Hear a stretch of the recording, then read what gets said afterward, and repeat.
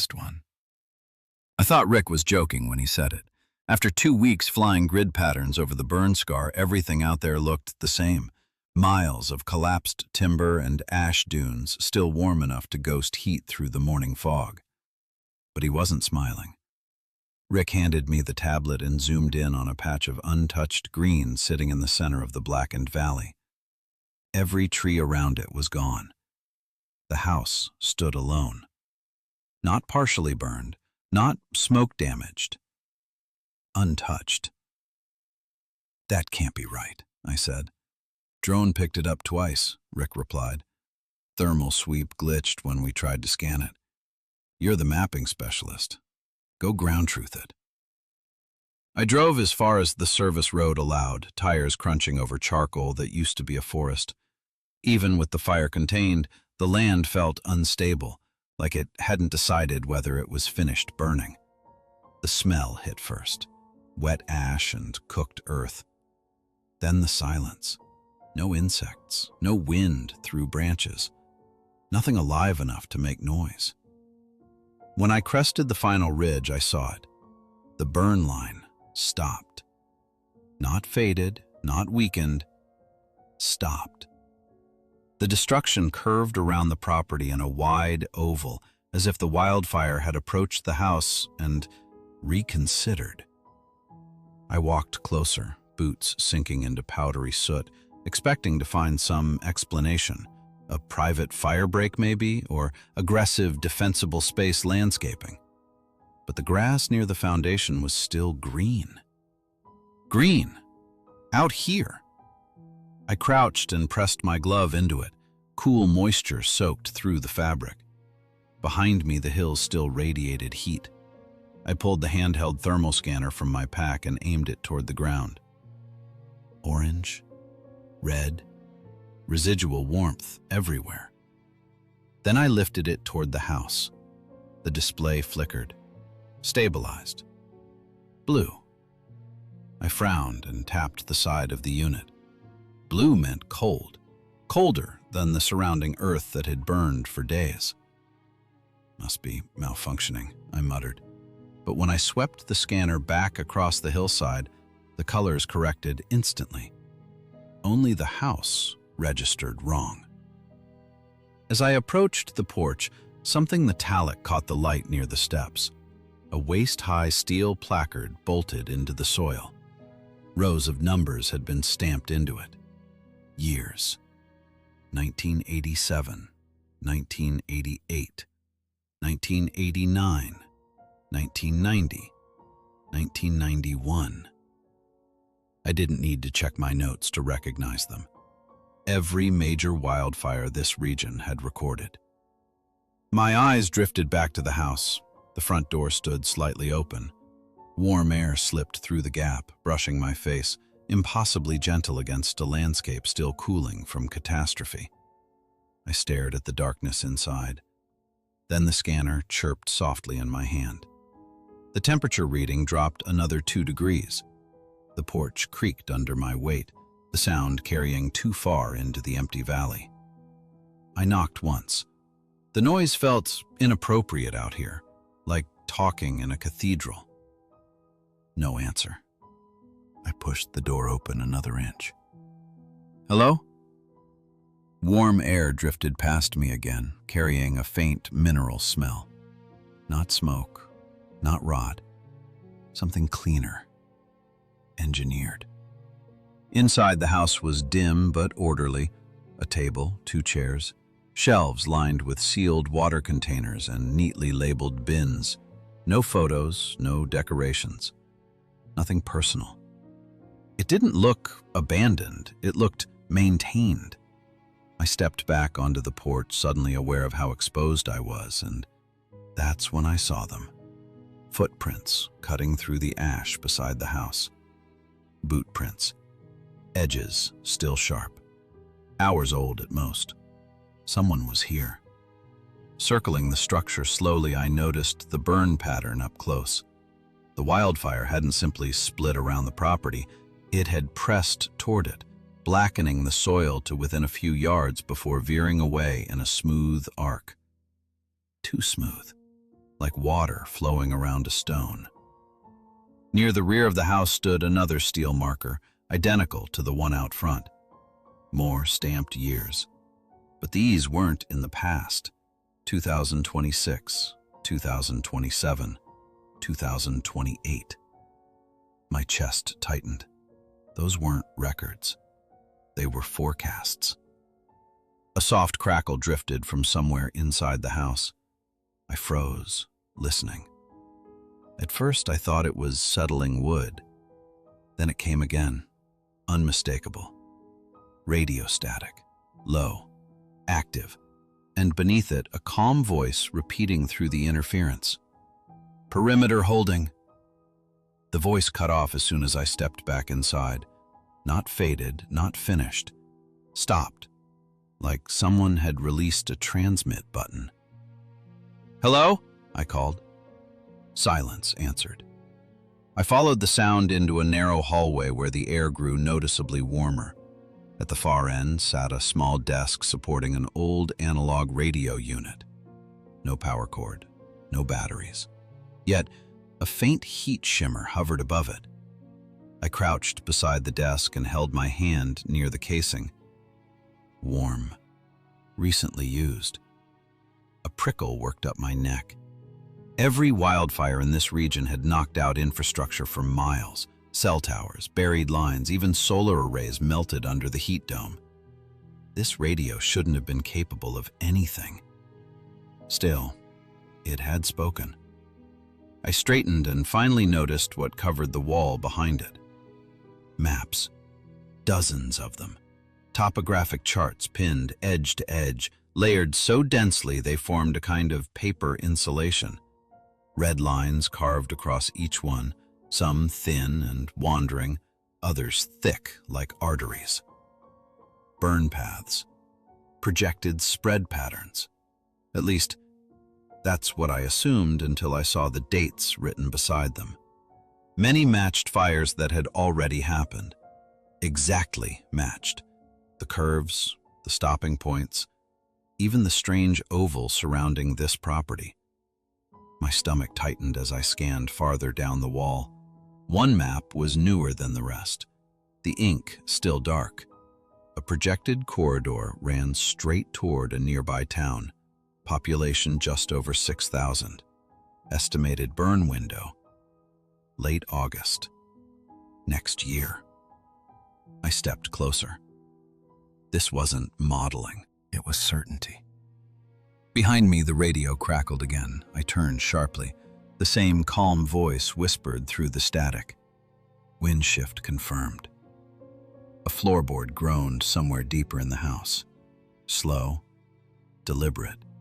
I was no longer sure I had arrived before the resident, only that they had been quiet enough to let me wander. I was wondering when they'd send someone. The voice came from directly behind me. I turned so fast my shoulder clipped the map wall. She stood in the hallway like she had always been there. An older woman, maybe late 60s, posture straight, gray hair pulled into a tight knot. No soot on her clothes, no urgency in her expression, just steady observation. "You shouldn't walk through a burn zone alone," she said. "I'm Evan Hale, wildfire mapping." "I know what you are," she replied calmly. "Not who, what?" Her eyes moved past me to the maps, checking them the way someone might glance at a clock. "Did the fire behave as expected?" she asked. The phrasing snagged in my mind. "As expected?" She nodded once. I gestured toward the untouched walls. "How is this place still standing?" A faint smile touched her lips, not proud, not amused, familiar. "The house isn't protected from the fires," she said. A small pause followed. "It's protected because of them." Before I could respond, she stepped past me and adjusted one of the pinned maps by less than an inch. Precise, practiced. "Fire moves like thought," she continued. "Heat, pressure, terrain. Give it the right suggestion, and it chooses the path you prefer. You're talking about fire breaks. I'm talking about guidance. The word settled heavily between us. I thought of the perfect oval surrounding the property, the radio, the future dates stamped in steel. You predicted these burns? Her gaze returned to me, unreadable. No, she said softly. Outside, something cracked loudly in the distance, the sharp report of timber giving way. She tilted her head, listening. I prepared for them. I stepped toward the window. Far across the dark hills, a thin column of smoke was beginning to rise. No alerts had come through, no aircraft overhead. When I looked back, she was already watching me. I was hoping for another quiet season, she said. She didn't sound disappointed. She sounded ready. Come, she said, already moving toward a narrow door near the kitchen. You should understand before the wind strengthens. The door opened to a set of steep wooden steps descending beneath the house. The air cooled immediately. Not natural cool. Dry, mineral, deliberate. She flicked on a lantern and the light spilled across the crawl space. I stopped halfway down. The earth beneath the structure had been carved into branching trenches that stretched outward like the roots of some buried tree. Their edges were blackened, layered with old charcoal. Burn channels. Dozens of them. You started these, I said quietly. Small ignitions, she corrected. Placed early, fed carefully. My pulse quickened as the pattern clicked into place. When the main wildfire arrived, it wouldn't meet untouched fuel. It would find pathways already waiting, paths that could pull it sideways, redirect it. Toward where? I asked. She studied me for a moment, as if deciding how much I deserved to know. Where it can do the least harm. I thought of the map upstairs, the line aimed straight at the town. That's not the least, I said. For the region, she replied evenly. It is. The lantern light trembled as a faint gust whispered through the trenches, carrying the stale scent of old smoke. How long have you been doing this? Long enough to learn that fire always takes something, she said. This way. I choose what? A distant thump rolled across the hills. Not thunder, too hollow. My radio crackled to life on my belt at the same moment. Dispatch traffic, sharp, overlapping voices. New ignition reported, rapid growth, wind-driven. Exactly where the smoke column had been rising. She heard it too, but showed no surprise. Instead, she turned toward the stairs. We should go back up, she said calmly. The air is about to change. By the time we stepped outside, the wind had begun to turn, not stronger, directional. It pressed steadily toward the house, carrying the dry hiss of distant flame. Overhead, the sky had taken on that familiar copper stain, sunlight filtering through a growing smoke column. My radio barked again. Forward spread extreme, spotting ahead of the line, fire behavior inconsistent. Inconsistent? I looked at Mara. You said you guide it. I do. Then guide this one. For the first time, uncertainty flickered across her face. That isn't how this feels. She moved past me toward the steel placard near the porch, running her fingers across the stamped years like someone counting beads. The fires listen, she said quietly. They follow pressure. Fuel. Memory. Memory. Another dry crack echoed across the valley, closer now. I lifted the thermal scanner. Heat signatures pulsed along the ridgeline, then shifted. Not drifting with the wind, advancing against it. My throat tightened. Fire doesn't move like that.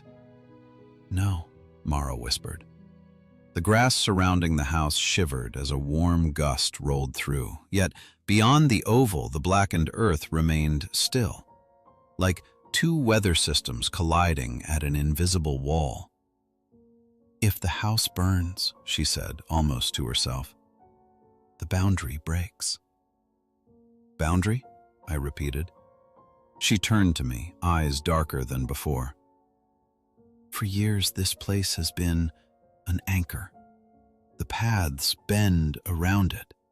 Another pause. "But something is pushing back now." A faint orange glow appeared between the distant trunks. Too fast. Far too fast. Mara exhaled slowly. "I was afraid the day would come," she said, "when the fire stopped listening." The glow reached the ridgeline within minutes. Flames should have crawled downhill, slowed by the scarred terrain. Instead, thin fingers of fire threaded through the blackened forest, gathering into a single advancing front. Drawn, deliberate, Mara watched without panic, without surprise. "It found us sooner than I hoped," she said. "You can still stop it," I insisted. "Cut another trench. Redirect it." She shook her head once. "You don't understand. I never controlled the fire, only negotiated with it." A sharp pop split the air as embers skittered across the oval boundary, then died instantly in the green grass. The house held. For now. She pressed a bundle of folded maps into my hands. Her handwriting covered them. Wind tables, fuel indexes, pressure forecasts, paths. "All these years," she said softly. "Someone had to stand where the fire could see them." My chest tightened. "You're talking like you're leaving." "I am." Before I could stop her, Mara stepped off the porch and walked straight toward the approaching glow. The heat should have driven her back. Instead, the flames slowed, bent, parted around her shadow like water splitting on stone. But behind her, a spark leapt high and landed on the roof. Smoke curled upward. The thermal scanner shrilled. Blue flooded the display again, that impossible cold spreading through the structure as the fire touched it. "What is this place?" I whispered. Mara turned once, the light flickering across her calm face. "Not protection," she said. "A promise." Then the smoke swallowed her. They found me at dawn, sitting in the damp grass with the maps clutched in my hands. The official report called it a miracle. The house still stood. Months later, I hammered a new steel placard into the soil. 2026. Wind patterns are already shifting. Lightning season starts early this year. Last night, I thought I saw a glow forming beyond the western ridge. I didn't report it. Instead, I unfolded the maps and began deciding where the fire should go. If you enjoyed tonight's story, make sure to subscribe to Campfire Horror Stories, where the jobs are remote, the nights are long, and some disasters aren't as natural as they seem. Give the video a like if it kept you on edge, and let me know in the comments. If you could redirect a wildfire, would you choose what it destroys, or would you let nature decide? And if you were standing alone in that valley, would you have walked away from the house, or stayed to guide the fire? Lock your doors, check your surroundings, and I'll see you next time.